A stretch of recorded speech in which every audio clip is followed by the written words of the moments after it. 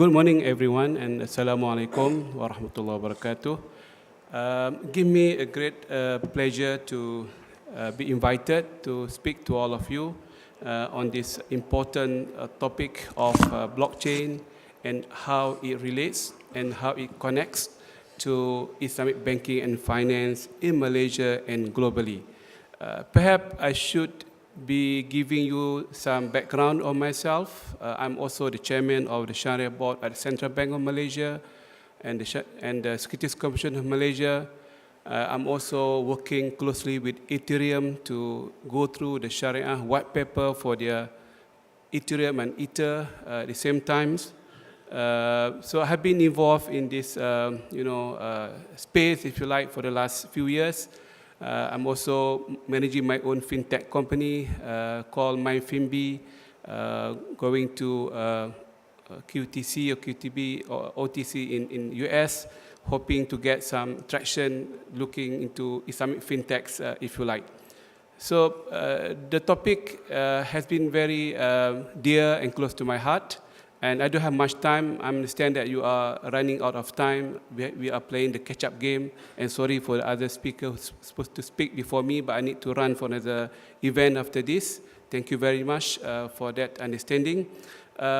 Islamic banking and blockchain, they are a perfect mesh because Islamic banking and finance, unlike conventional banking, always from day one relies on transparency and traceability. If you cannot find any linkage of transparency and the ability to trace the underlying contract, subject matter, the price, the parties, and what have you, and that will trigger the red alarm that something is wrong somewhere, somehow, and that contract is no longer compliant under the Sharia principle. I think from that perspective, the blockchain is the best technology, at least on paper, to really put Islamic banking finance in perspective. So when they come together, that will make Islamic banking and finance more advantageous because it has all the inherent features to work closely with the new technology called blockchain. So this is one aspect of Islamic banking and finance. The other aspect, perhaps some of you might be wondering how does the Sharia or principle meet satisfactorily the technology requirement. Of course, some scholars who are well exposed, they would have understood the dynamics of technology, and technology is very much neutral to the Sharia requirement. Though it happened in split second, we have to do the blockchain plus the fintech on the risk assessment, on the credit, qualification, on the availability of the goods to be sold and to be leased, and the price to be contracted upon. Everything will be able to be contracted and concluded in split second. For me, as a person who has been involved for the last 20 years, I don't find it problematic because that is the efficient way of doing things. But be mindful that some scholars who are not exposed to this industry, they might be objecting strongly. They were saying this cannot be compliant because the buyer or the seller, in this case the seller, has not taken the position. Sometimes they are insisting on the physical possession of the goods, of the financial instrument, the shares, sukuk, bond, or commodities, and material, and transportation risk, and the warehousing, the delivery, and what have you. Some scholars are still believing in the physical, connection to the whole world. Whereas we are no longer living in that world anymore. We are living in a digital world where everything should be transacted in split second. So this is the issue I wanted to highlight so that we are not taken by surprise. There could be some resistance or objection when it comes to the Sharia compliant to the technology, which is fast, which is, in split second, you can transfer the money through blockchain technology, distributed ledger, very transparent, very smart, at the same time very quick, fast, and smart. So this is the second element. The third element is on the issue of the Sharia audit, or Sharia, if you like, Sharia review. At the end of the day, how the technology, or how could the technology help you in doing the audit at the end of the whatever period, every year or every half yearly. So the technology is very, very powerful to do the Sharia audit on the ground, which is quite powerful compared to the human-based auditing at the moment, because we have to, you know, I'm also have done also many Sharia audit in the past.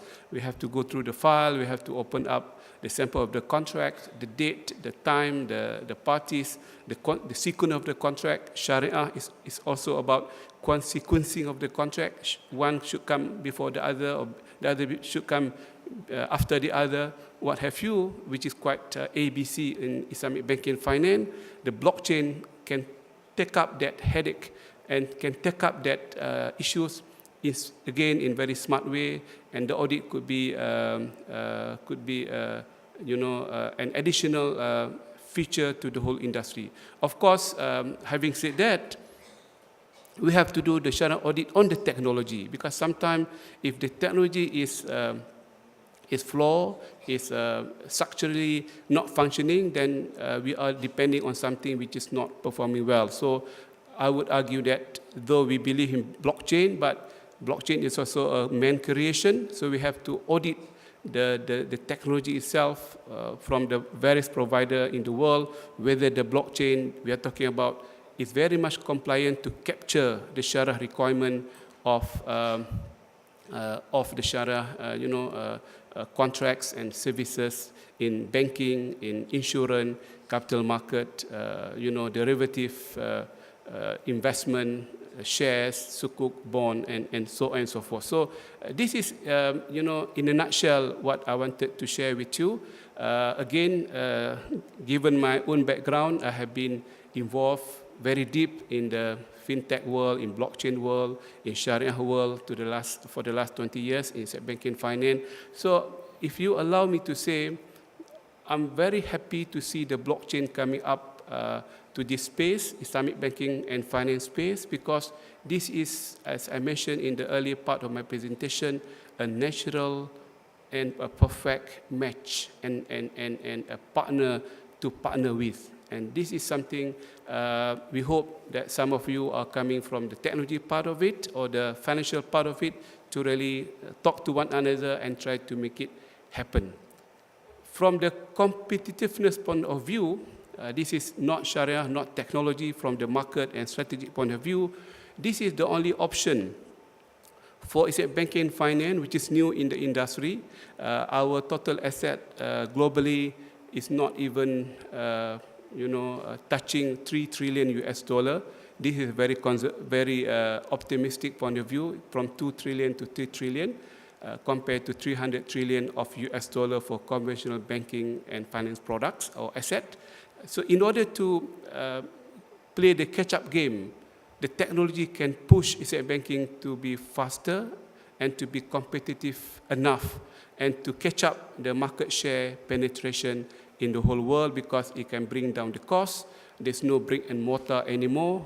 Again, I'm coming to fintech a bit, sorry to confuse, to mix them together, but blockchain and fintechs eventually will come together to make it happen. So this is the only way that banking and finance can, can be on the same level playing field from the cost perspective, from the penetration perspective, from the market offering perspective, from the transparency perspective, not to mention the capitalization, which is quite very much a problem, because we have to put more capital to build up the infrastructure and the human resource. By having the technology, that will be reduced significantly, and that will help the industry, Islamic banking and finance industry, to be competitive and perhaps can increase the market share from 3 trillion perhaps to at least 10 trillion in the next few years. Otherwise, it's going to be a very slow progression of Islamic banking assets, even if we work hard 25 hours a day, or more than 24 hours a day, I don't think we can catch up the conventional banking asset. But this technology is a new arrival, and that will make the whole thing more, appealing and more promising and uplifting for the industry. Before I end my presentation and open the floor perhaps for some question from you, the easy one of course, let me conclude by saying that asset banking and finance has been neglected for the last how many years, because we are following the same mindset of product offering and product marketing, and some of the stakeholders of banking and finance are very much slow in looking into new technology. And technology has come out of blue, and they are here in front of us, real technology, and this is what we are here today to really look into how to make the whole thing a reality. And I would like to thank the organizer for bringing this topic here in Kuala Lumpur and to inviting all of you to talk about asset banking and blockchain for the first time ever. Thank you very much. I'm more than happy to take any question from you. Thank you very much. Thank you, Dr. Mohammed. Are there any questions from the audience? Please raise your hand. All right, cool. So, there's... Good morning. I'm Rene from the Access Blockchain Association in Malaysia.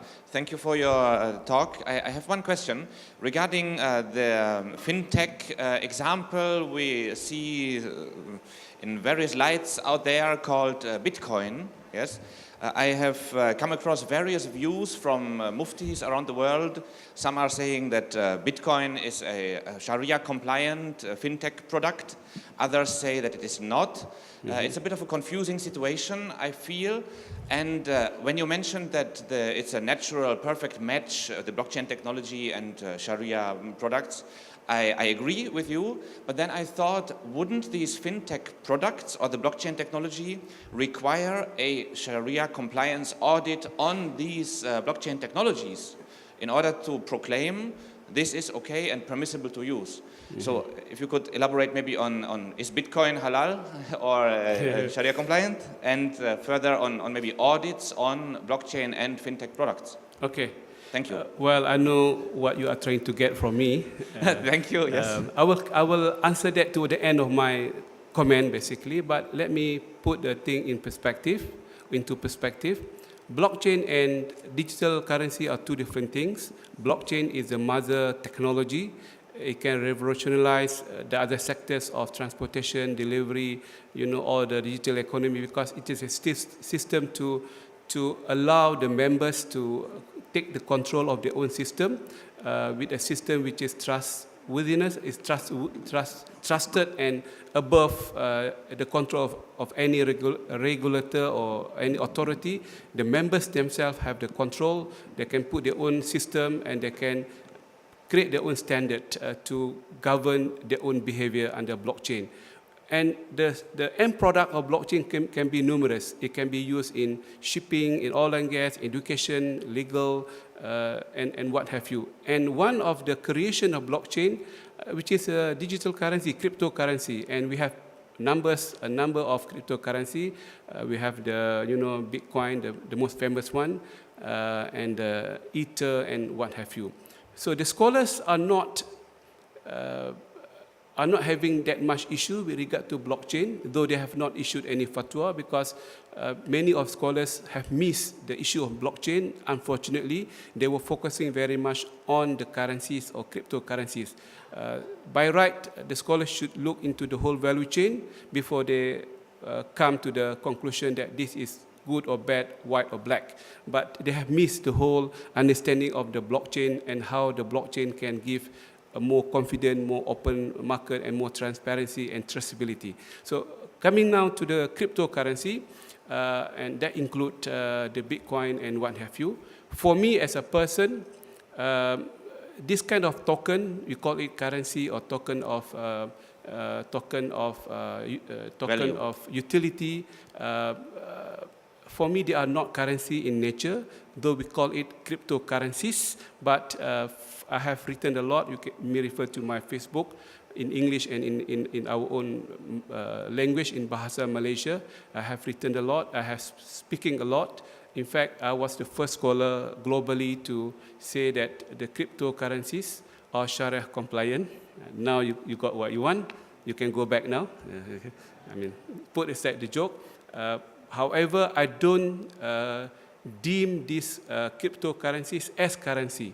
They are medium of exchange, not amounting to currencies. This is my definition all the way.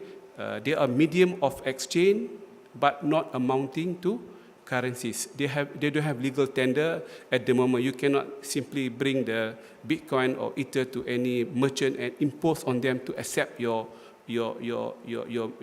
currency, because it has no legal tender. But you bring with you any ringgit Malaysia or Sing dollar or US dollar, it's an obligation on the merchant to accept even the central bank got to accept that from that perspective. Having said that, I don't want to conclude it in a very rushed way. You have to understand the whole Sharia jurisprudence. It's unfair for me to say it is halal, it is okay, without understanding the whole thing. But don't take my point of view as a solid point of view. You can refer to other scholars of the world. I mean, the Egyptian authority has said it is not permissible. Sheikh Al-Qadari in Qatar was saying it's not permissible, and some other scholars in Malaysia say it was not permissible, but some of them have changed their point of view to be a bit in line with my point of view. But I have been saying that from day one. I have been consistent to say that this is the future of digital currency. The problem of legal tender is up to the government to decide it and to put the control in terms of money laundering, KYC. In fact, in my other speeches, I have been saying digital currency is much powerful to regulate on the money laundering more than fiat money. This is my own point of view. I have some evidence, some authority to say that, but put that aside and don't take my point of view as a conclusive. I would not be happy if you were to do that, but at least as matter of intellectual discussion, read, ponder, think about it, and if you are very much convinced, then so be it. It's your own opinion, not my opinion. Okay? Do we have any more questions? Okay. Thank you. All right. Thank you very much, Thank you very Dr. much. Mohammed.